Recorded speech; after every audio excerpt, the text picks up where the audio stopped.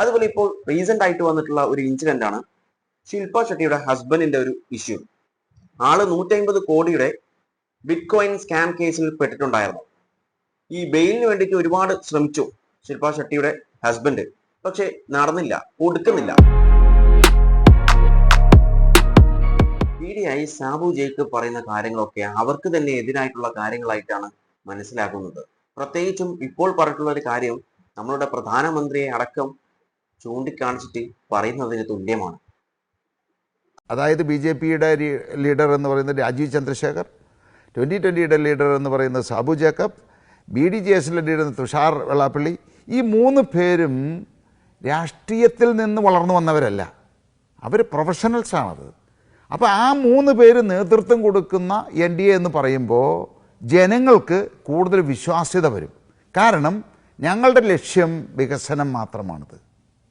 ഞങ്ങൾക്ക് ഈ 3 പേർക്കും ഇഷ്ടം പോലെ സമ്പാദ്യമുള്ള ആളുകളാണിത്.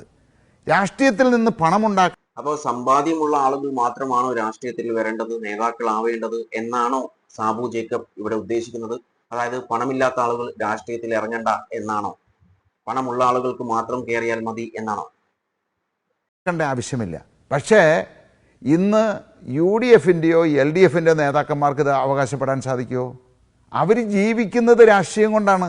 അവരുടെ വരുമാനം മുഖ്യ സ്രോതസ് രാഷ്ട്രീയത്തിൽ നിന്നാണ്. അതേസമയത്ത് NDA നയിക്കുന്ന ഈ 3 നേതാക്കന്മാർക്കും രാഷ്ട്രീയത്തിൽ നിന്ന് ഈ രാജ്യത്തെ കൊള്ളയടിച്ച് സമ്പാദിക്കേണ്ട ആവശ്യമില്ല.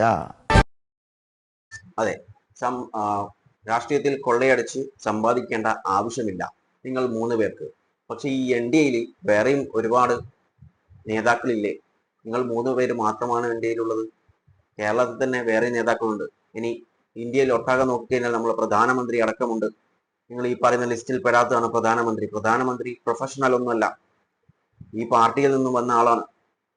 അപ്പോൾ താങ്കൾ പറഞ്ഞു വരുന്നത് ഈ 3 പേരെ മാത്രം വിശ്വസിച്ചാൽ മതി എന്നാണോ ജനങ്ങൾ?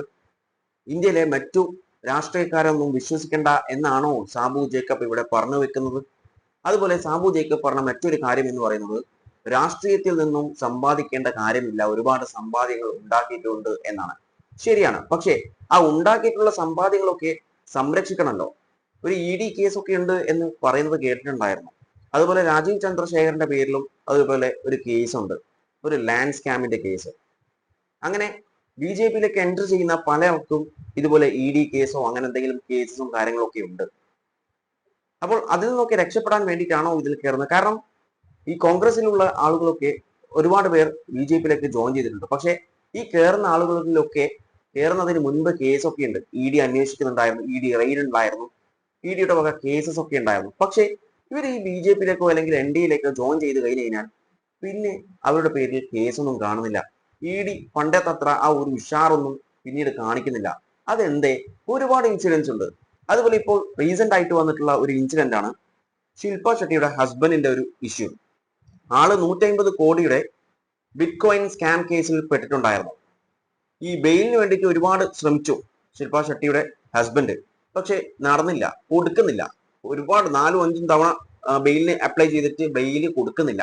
ED കേസാണ്. ഓക്കെ, അങ്ങനെ അവസാനം ശില്പ ഷെട്ടി ഇപ്പോൾ RSSന്റെ 100ാം വാർഷികാഘോഷം, ആ ഒരു ആഘോഷത്തിൽ പങ്കെടുത്തിട്ടുണ്ടായിരുന്നു. അത് കഴിഞ്ഞ് 2ാമത്തെ ദിവസം ബെയില് കൊടുത്തു.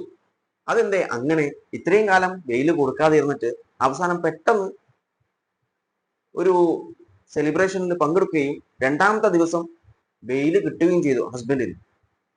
അതുപോലുള്ള കുറെ കാര്യങ്ങൾ രാജ്യത്ത് നടക്കുന്നുണ്ട്. ഓരോന്നും വെച്ച് കണക്ട് ചെയ്ത് കഴിഞ്ഞാൽ പല തരത്തിലുള്ള കണക്ഷൻസും ഓരോരുത്തരും നൽകാൻ സാധിക്കും. അതായത് ഞാൻ ആദ്യം പറഞ്ഞതുപോലെ ഈ BJPയിലേക്കൊക്കെ ജോയിൻ ചെയ്യുന്നതിന് മുമ്പ് ഒരുപാട് കേസും കാര്യങ്ങളൊക്കെ ഈ ആളുകളൊക്കെ പേരിലുണ്ടാവും. പക്ഷെ BJPയിലേക്ക് ജോയിൻ ചെയ്ത് കഴിഞ്ഞാൽ പിന്നെ ആ കേസുമില്ല, അതിനെക്കുറിച്ചൊരു സംസാരവുമില്ല, ഒരു പ്രശ്നവും ഉണ്ടാവുന്നില്ല. അതെന്തേ അങ്ങനെ? ഇവിടെ സാബു ജേക്കബ് പറഞ്ഞതുപോലെ നിങ്ങളുടെ സമ്പാദ്യങ്ങൾ നിങ്ങൾക്ക് രാഷ്ട്രീയത്തിൽ നിന്നും സമ്പാദിക്കേണ്ട കാര്യമില്ല. ഓക്കെ, പക്ഷേ നിങ്ങൾ ഇതുവരെ സമ്പാദിച്ചു വെച്ചിട്ടുള്ള കാര്യങ്ങളൊക്കെ സംരക്ഷിക്കണമല്ലോ. അപ്പോൾ അതിനെന്ത് ചെയ്യണം? അതാണോ നിങ്ങൾ ഇപ്പോൾ ചെയ്തുകൊണ്ടിരിക്കുന്നത്?